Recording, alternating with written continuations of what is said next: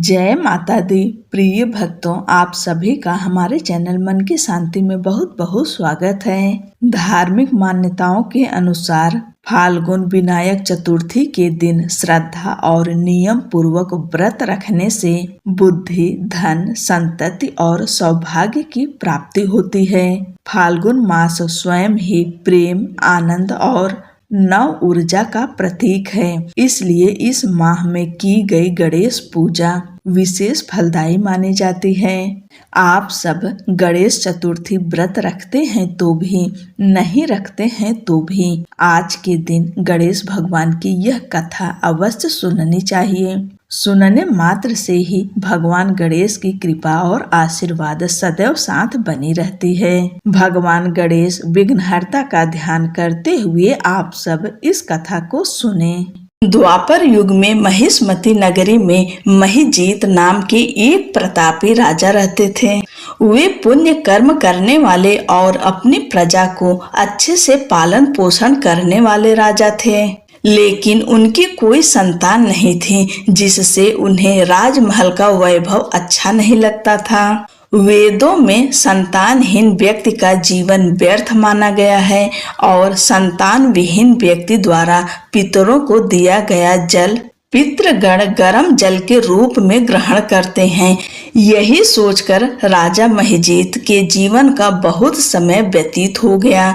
पुत्र प्राप्ति के लिए उन्होंने कई दान यज्ञ आदि करवाए, लेकिन फिर भी उन्हें संतान नहीं मिली। एक बार राजा ने विद्वान ब्राह्मणों और प्रजाजनों से इस विषय पर परामर्श किया।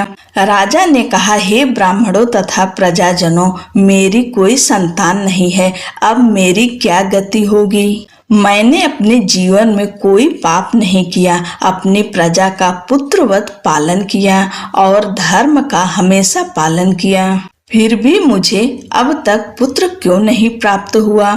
यह सुनकर विद्वान ब्राह्मण ने कहा, हे महाराज, हम लोग इस समस्या का हल ढूंढने की पूरी कोशिश करेंगे। ऐसा कहकर सभी लोग राजा के मनोरथ की सिद्धि के लिए ब्राह्मणों के साथ वन में चले गए। वन में उन्हें एक श्रेष्ठ मुनि के दर्शन हुए, जो निराहार रहकर अपनी तपस्या में लीन थे। उनका निर्मल नाम लोमस ऋषि था। सभी लोग उनके समक्ष जाकर खड़े हो गए और मुनिराज ने कहा, हे ब्रह्म ऋषि, हम लोगों के दुख का कारण सुनिए। हे भगवान, आप ऐसा कोई उपाय बतलाइए जिससे इस दुख का निवारण हो सके। महर्षि लोमस ने पूछा, सज्जनों, आप लोग यहाँ किस कारण आए हैं, स्पष्ट रूप से कहिए। प्रजाजनों ने कहा, हे मुनिवर, हमारे राजा का नाम महिजीत है, जो ब्राह्मणों के रक्षक, धर्मात्मा, दानवीर, सूरवीर और मधुर भाषी हैं। उन्होंने ही हम लोगों का पालन पोषण किया है, परंतु ऐसे राजा को आज तक संतान की प्राप्ति नहीं हुई है। हे महर्षि, आप कोई ऐसा युक्ति बताइए जिससे हमारे राजा को संतान सुख की प्राप्ति हो सके, क्योंकि ऐसे गुणवान राजा को संतान का न होना बड़े ही दुख की बात है। प्रजा की बात सुनकर महर्षि लोमस ने कहा, मैं संकट नाशन व्रत के बारे में बता रहा हूँ। यह व्रत निसंतान को संतान और निर्धनों को धन देता है। राजा ने पूरी श्रद्धा से यह व्रत रखकर ब्राह्मण भोज करवाएं और उन्हें वस्त्र दान करें। गणेश जी की कृपा से उन्हें पुत्र अवश्य प्राप्त होगा। महर्षि लोमस की बात सुनकर सभी लोग उन्हें दंडवत प्रणाम करके नगर में लौट आए और उन्होंने राजा को महर्षि लोमस द्वारा बताए गए उपाय के बारे में बताया। प्रजाजनों की बात सुनकर राजा बहुत प्रसन्न हुए और उन्होंने श्रद्धा पूर्वक गणेश चतुर्थी का व्रत किया। कुछ समय बाद राजा की पत्नी रानी सुदक्षिणा को सुंदर और सुलक्षण पुत्र प्राप्त हुआ। श्री कृष्ण जी कहते हैं कि इस व्रत का ऐसा ही प्रभाव है, जो व्यक्ति इस व्रत को करता है उसे समस्त सांसारिक सुख प्राप्त होते हैं। बोलो गणपति महाराज की जय। अब दूसरी कथा का श्रवण करते हैं।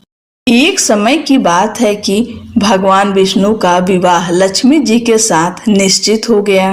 विवाह की तैयारी होने लगी। सभी देवताओं को निमंत्रण भेजे गए, परंतु गणेश जी को निमंत्रण नहीं दिया।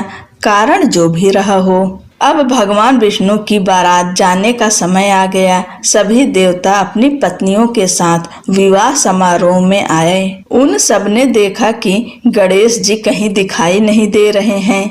तब वे आपस में चर्चा करने लगे कि क्या गणेश जी को नहीं न्योता है या स्वयं गणेश जी ही नहीं आए हैं। सभी को इस बात पर आश्चर्य होने लगा।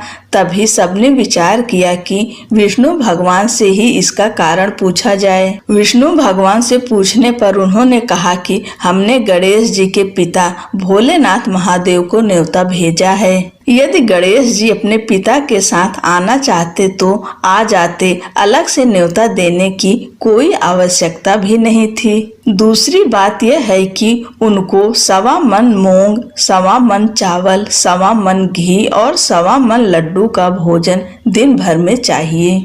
यदि गणेश जी नहीं आएंगे तो कोई बात नहीं, दूसरे के घर जाकर इतना सारा खाना पीना अच्छा भी नहीं लगता। इतनी वार्ता कर ही रहे थे कि किसी ने एक सुझाव दिया, यदि गणेश जी आ भी जाएं तो उनको द्वारपाल बनाकर बैठा देंगे कि आप घर की याद रखना। आप तो चूहे पर बैठकर धीरे धीरे चलोगे तो बारात से बहुत पीछे रह जाओगे।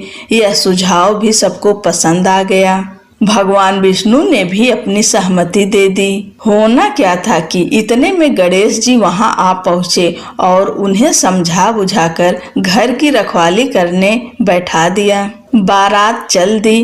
तब नारद जी ने देखा कि गणेश जी तो दरवाजे पर ही बैठे हुए हैं। तो वे गणेश जी के पास गए और रुकने का कारण पूछा। गणेश जी कहने लगे कि विष्णु भगवान ने मेरा बहुत अपमान किया है। नारद जी ने कहा कि आप अपनी मूषक सेना को आगे भेज दें तो वह रास्ता खोद देगी, जिससे उनके वाहन धरती में धंस जाएंगे।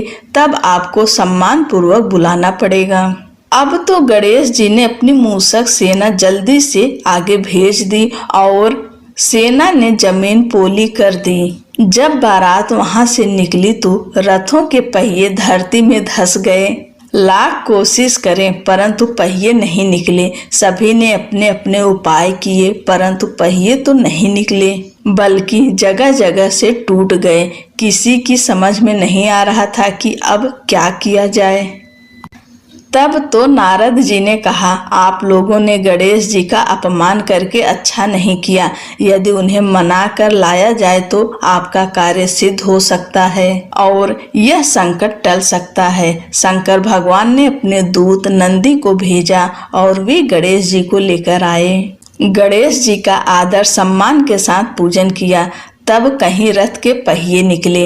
अब रथ के पहिए निकल गए परंतु वे टूट फूट गए तो उन्हें सुधारे कौन। पास के खेत में खाती काम कर रहा था, उसे बुलाया गया। खाती अपना कार्य करने के पहले श्री गणेशाय नमः कहकर गणेश जी की वंदना मन ही मन करने लगा।